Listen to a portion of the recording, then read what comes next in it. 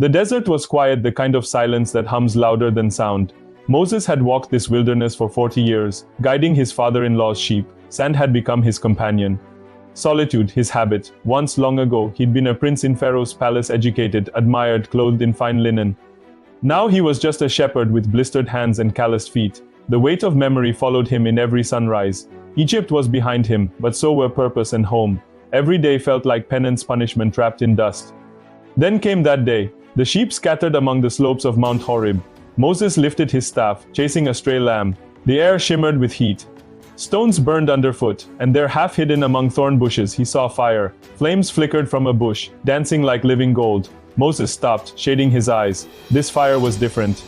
It burned bright but didn't consume. The branches were alive, green amid flame. Intrigued, he stepped closer, and then a voice. "Moses, Moses," he froze. The name echoed through rock and wind, familiar and intimate. "Here I am," he managed to say. "Do not come any closer," said the voice. "Take off your sandals, for the place where you are standing is holy ground." The voice continued, gentle yet mighty. "I am the God of your father, the God of Abraham, Isaac, and Jacob." Moses trembled and hid his face. Holiness wasn't merely bright, it was alive and aware. God spoke again. "I have indeed seen the misery of my people in Egypt. I have heard their cries because of their slave drivers. I know their suffering, and I have come down to rescue them and bring them into a good and spacious land. A land flowing with milk and honey." For Moses, the words unlocked years of suppressed longing. The faces he'd left behind, the injustice he once tried to stop, God had not forgotten any of it. Then came the commission that stunned the mountain silent. "So now, go. I am sending you to Pharaoh to bring my people, the Israelites, out of Egypt." Moses' grip tightened on his staff. The desert suddenly felt smaller. "Who am I," he whispered, "that I should go to Pharaoh and bring the Israelites out of Egypt?" And God said, "I will be with you." Those 5 simple words scattered 40 years of failure. But still, Moses' fear clung stubbornly. He asked, "Suppose I go to the Israelites and say, 'The God of your fathers has sent me,' and they ask, 'What is his name?' What shall I tell them?"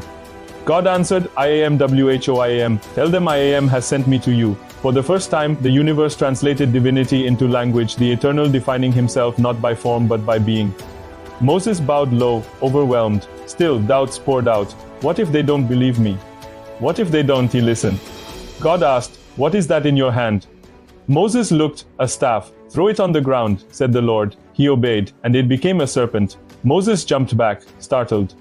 "Reach out and take it by the tail," God commanded. Cautiously he did, and it turned back into a staff again.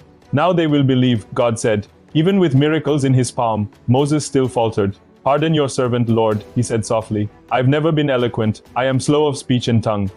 Then came God's patient thunder. "Who gave human beings their mouths? Who makes them deaf or mute, sighted or blind? Is it not I, the Lord? Now go.